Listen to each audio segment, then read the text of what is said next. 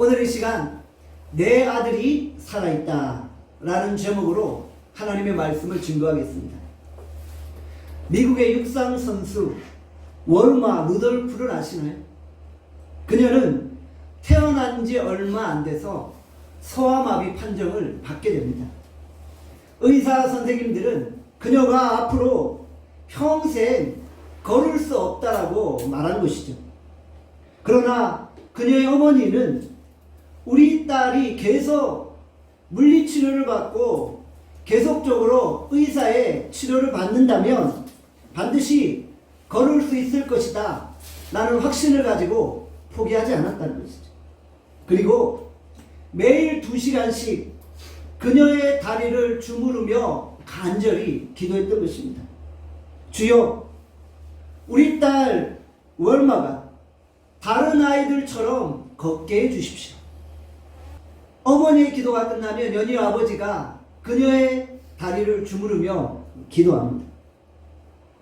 그렇게 해서 월마는 9살 때 보조기의 힘을 빌어서 일어나게 됩니다.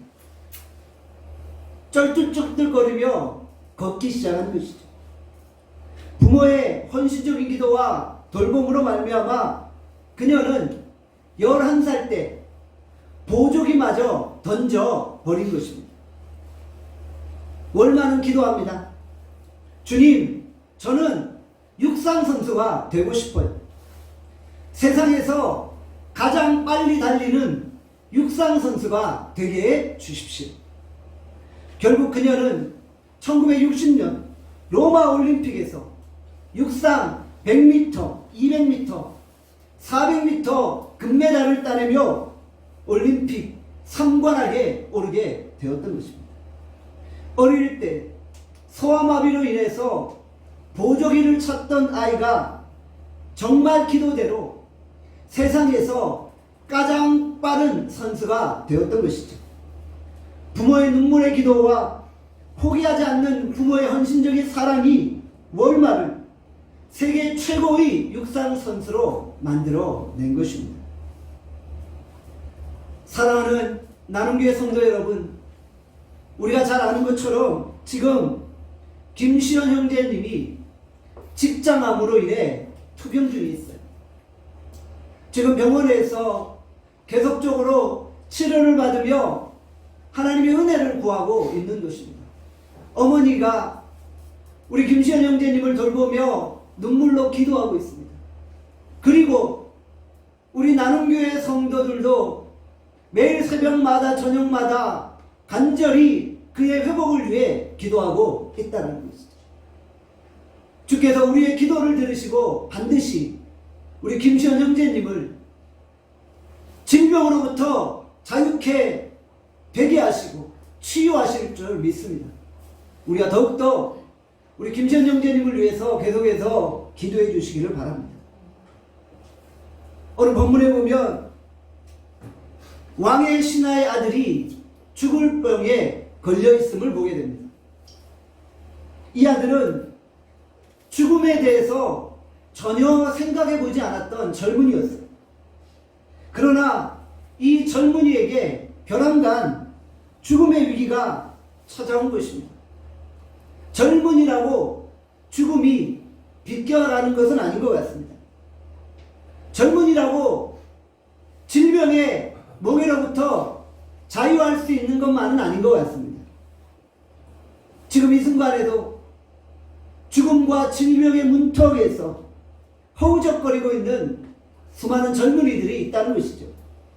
그래서 지혜로운 사람은 젊을 때 젊음을 자랑하지 않는 것입니다.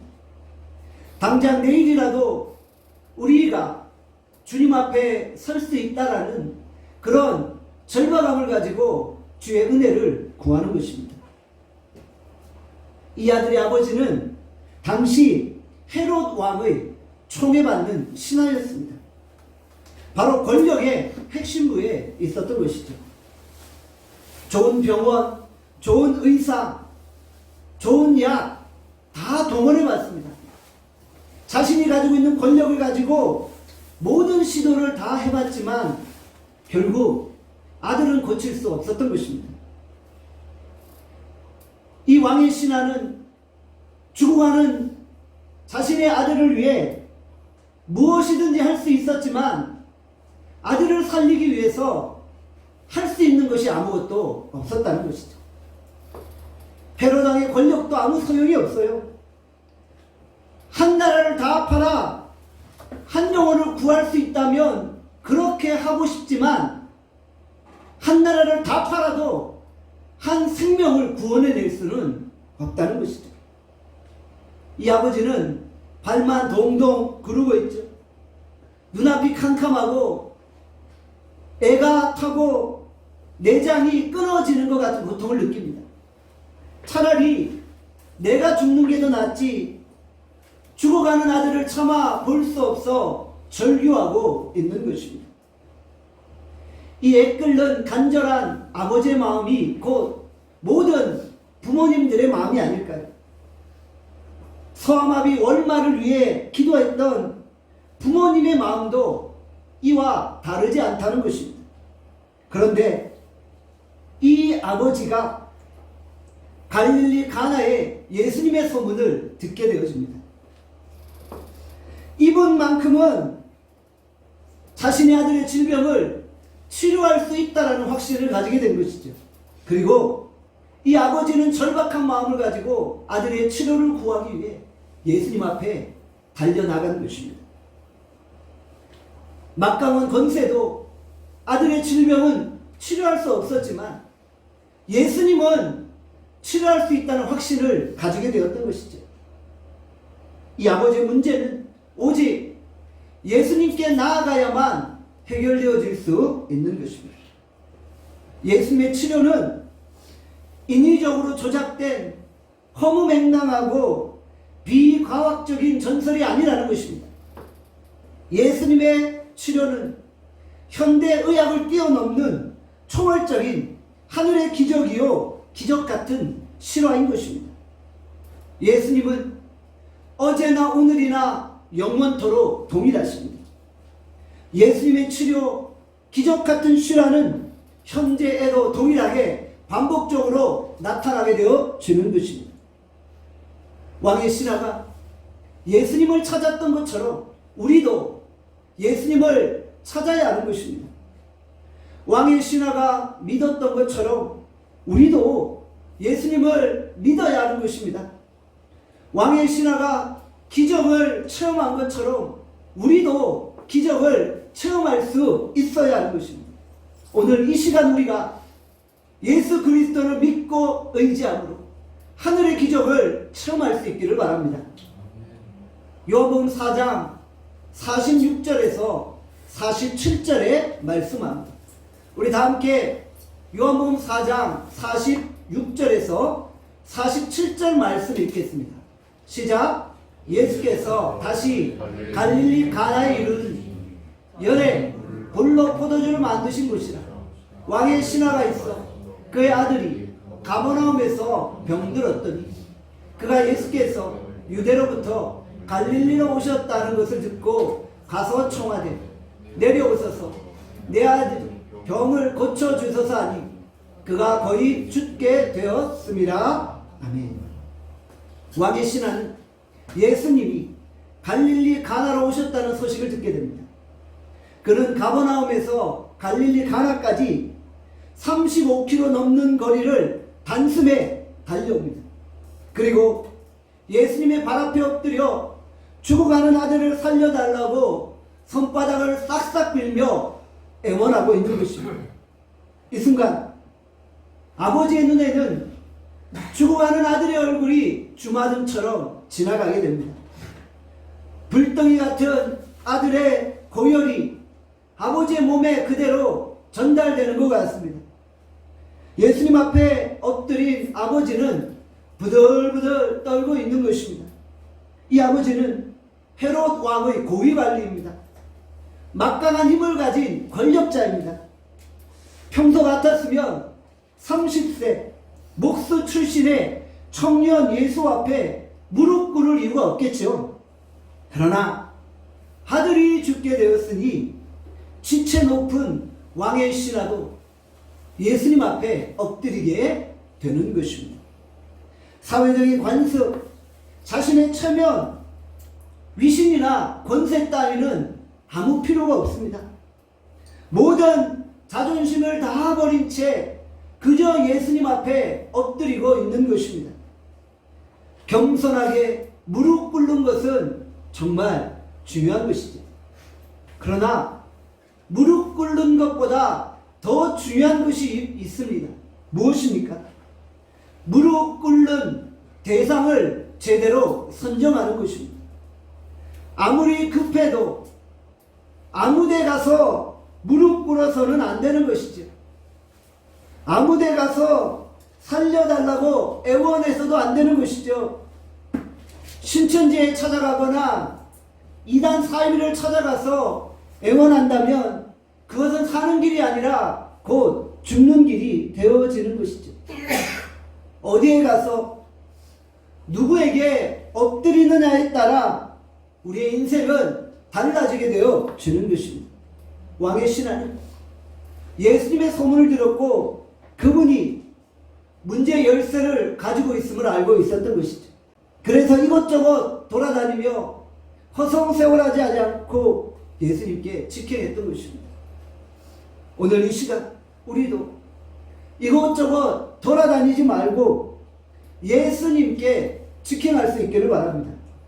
이 세상에 존재하는 수만 가지의 질병들을 말씀 한마디로 다 치료하시는 예수님, 생명이 위독함에도 불구하고 말씀 한마디로 높은 고열을 잠재우실 수 있는 예수님, 이 세상에서 우리가 경험하는 모든 문제를 다 해결하실 수 있는 예수님, 살아계시고 역사하시는 하나님의 아들 예수 그리스도께 찾아가 그분 앞에 엎드리는 여러분들 되시길 바랍니다. 예수님께 나오는 시간이 지체되면 지체될수록 우리의 고통은 더 길어지게 되어지는 것입니다. 예수님께 하루빨리 나아가야 합니다. 예수님께 나아가 우리의 문제점을 아뢰고 해결책을 구해야만 하는 것입니다. 오늘 우리가 교회로 나온 동기가 무엇입니까?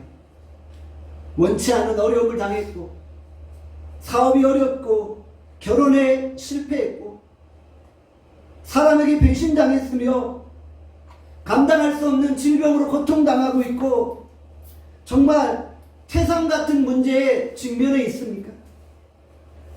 대부분 이럴 때 교회로 나와 주님을 찾게 되어지죠.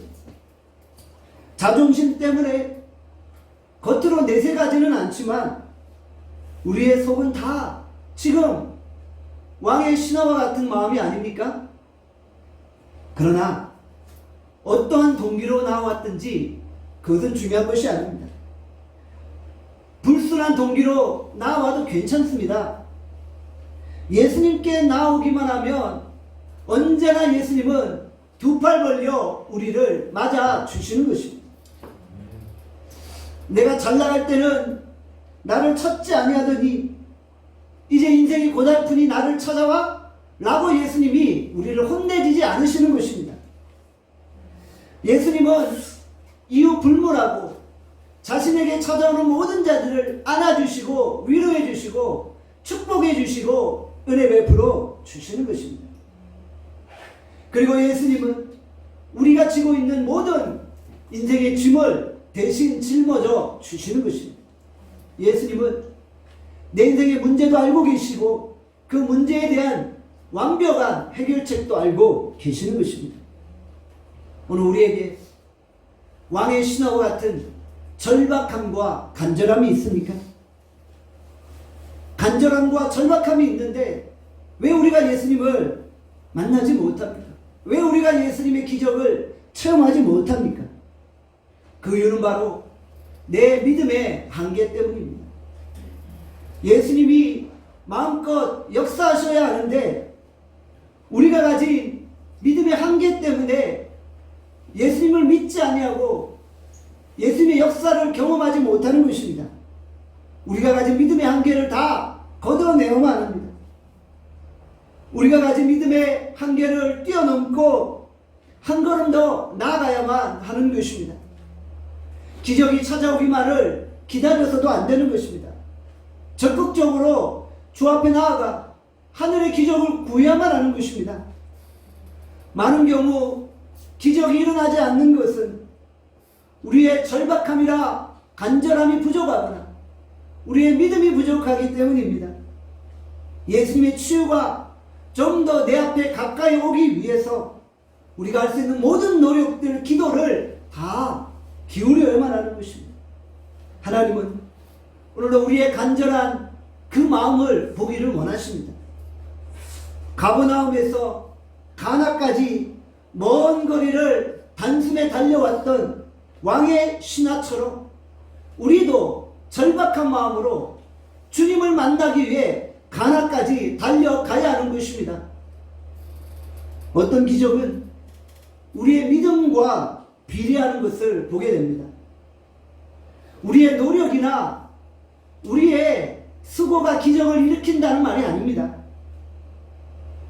우리의 노력과 기적이 비례한다는 것은 우리가 기도하며 노력할 때 하나님이 역사하신다는 의미죠.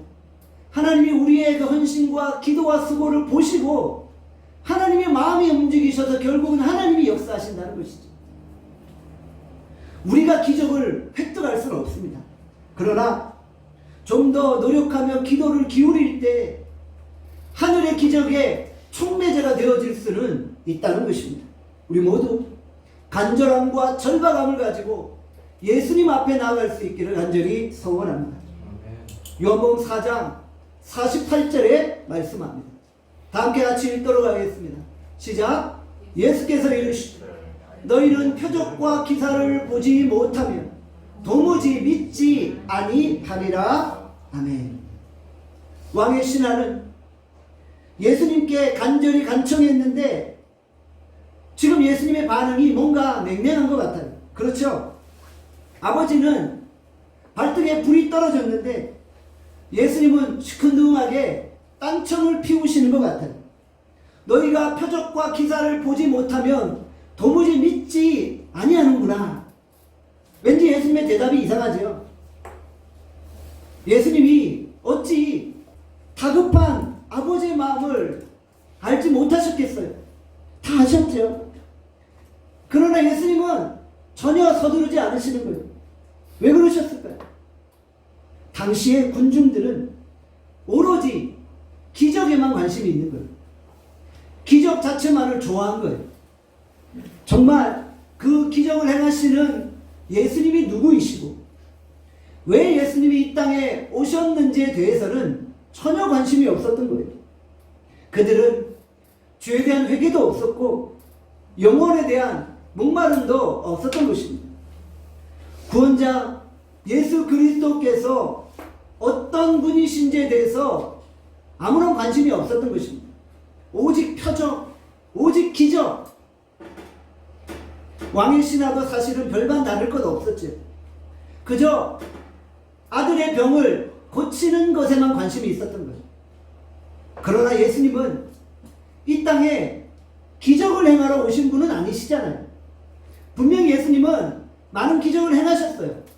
그러나 기적 자체를 위해서 오신 분이 아니라 기적을 행하시는 그 하나님의 아들을 통해 이 땅에 구원이 있음을 선언하기 위해서 오신 거잖아요. 결국은 기적을 행하시는 예수님을 믿어야 하는데 군중들은 예수님을 믿지 아니하고 기적만 믿었던 거예요.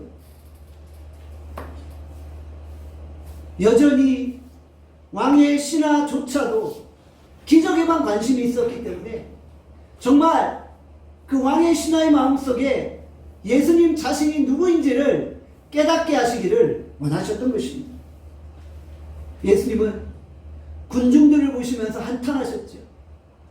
너희가 어찌하여 이 땅의 것에만 관심을 가지고 정말 영혼의 문제에 대해서는 관심이 없느냐.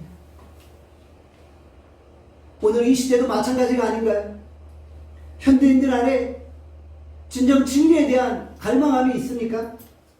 오직 물질 만능주의, 황금 만능주의에 취해서 눈에 보이는 현상, 기적, 돈, 권력, 명예만 관심을 가지고 있지는 않습니까? 정말 우리의 영혼의 문제에 대해서 관심을 가지지 못한 채 예수님에 대해서는 전혀 관심을 기울이지 않는 것입니다. 예수님은 물질 만능주의에 빠져있는 현대인들을 바라보시며 탄식하고 계십니다. 이제 우리의 관심이 기적이 아니라 예수님이 될 수 있기를 바랍니다.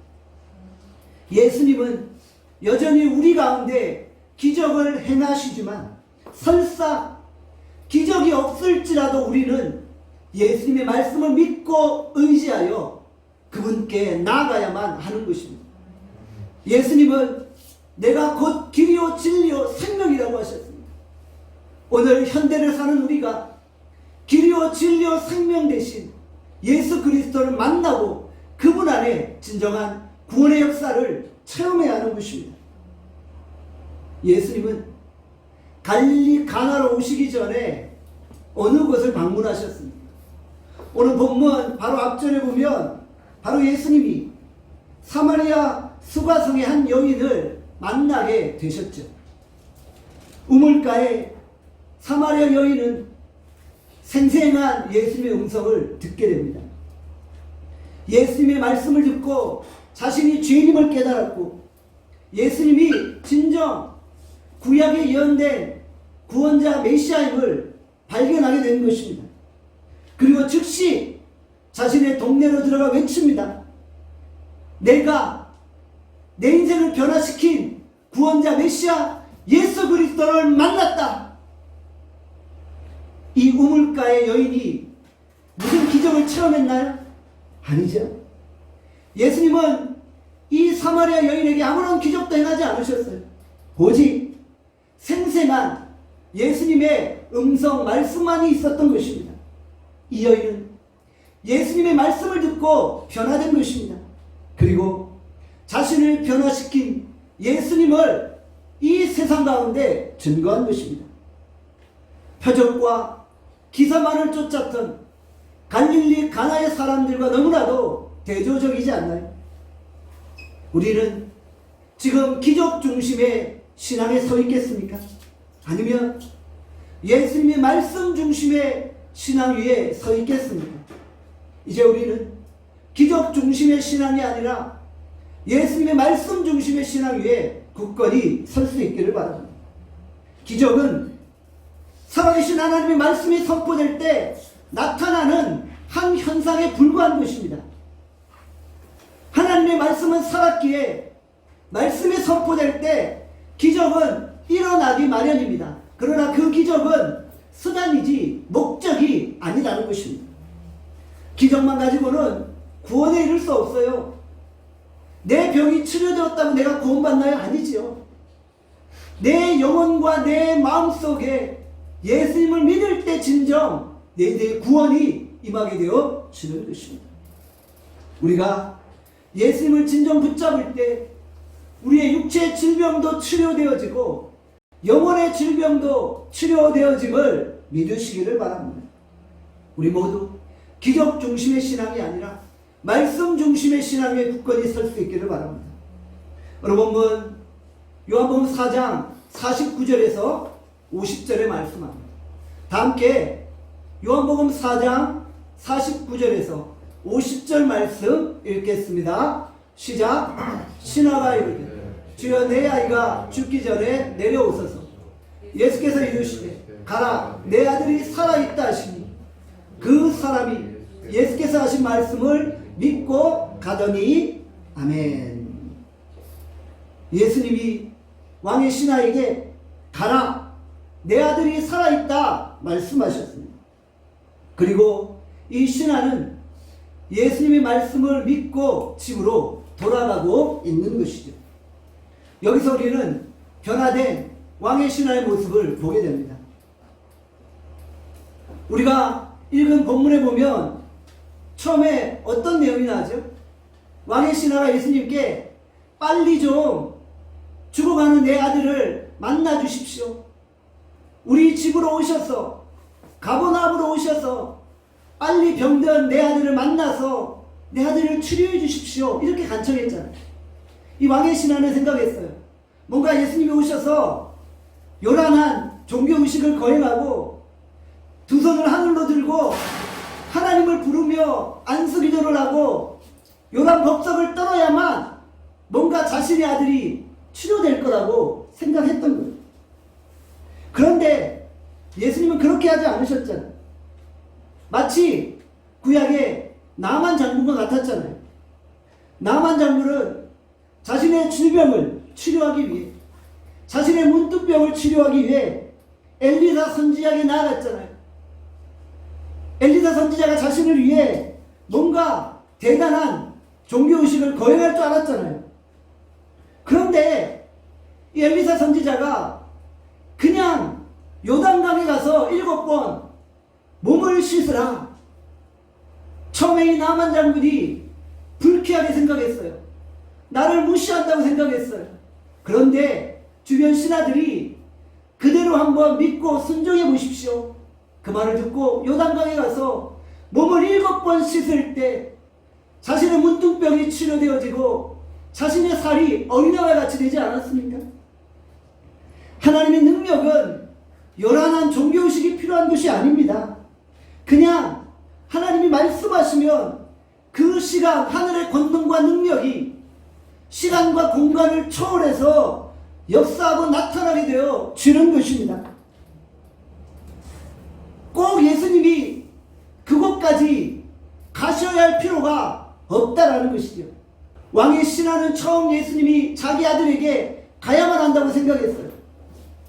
그런데 가라, 내 아들이 살아있다라는 예수님의 말씀을 들을 때 왕의 신하의 마음속에 범접할 수 없는 그 권위와 능력이 경험되어진 거예요. 그 예수님의 위험 앞에 압도되어진 거예요. 그리고 그 마음속에 부인할 수 없는 믿음이 생긴 것입니다. 그리고 말씀에 순종해서 집으로 돌아갔던 것이죠. 이 믿음은 어떤 믿음입니까? 바로 백부장의 믿음이죠. 마태복음 8장 8절에서 9절의 말씀합니다. 우리 다 함께 마태복음 8장 8절에서 9절 말씀 읽겠습니다. 시작. 백부장이 대답하여 이르되 주여 내 집에 들어오심을 나는 감당하지 못하겠사오니 다만 말씀으로만 하옵소서. 그러면 내 하인이 낫게 싸움나이다. 나도 남의 소아에 있는 사람이요 내 아래에도 군사가 있으니 이더러 가라 하면 가고 저더러 오라 하면 오고 내 종더러 이것을 하라 하면 하나이다. 아멘.